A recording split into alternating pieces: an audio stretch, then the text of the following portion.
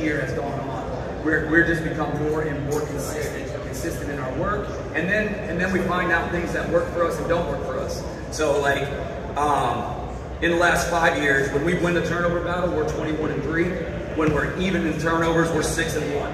And when we lose the turnover battle, we're 7-15. So we emphasize those things at practice. Like yesterday was Turnover Tuesday. We were focused on ball security, and we were focused on ball disruption at practice, because that is a critical component to how we play on a Friday night. So when you have the consistency that we have, and then we have found some things that have been really good for us, and we continue to enhance those and grow those, we just continue to make sure that we're giving our kids the best opportunity to be great people and be successful both on and off the football field. You know, it's always difficult to transition from summer to the fall because the intensity ramps up so immensely on one day on the kids. They're so used to summer protocols.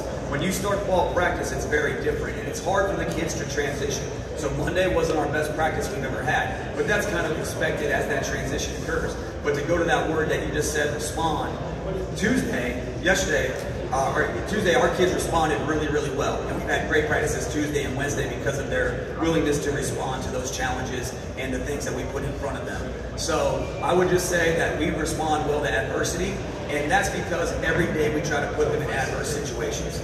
In the off-season workouts, we try to make them hard. We try to break them down because we want to see them respond adversely to things before we get to football. So that's kind of the key component to how the season goes, is putting them in adverse situations all winter, all spring, all summer, so that when adversity hits in the fall, they're used to it. But everybody up here is on the offense. Like we have a couple seniors on defense, and you know, I should probably be brought a defensive guy or two, but these are the guys that just kind of stood out to me when we started.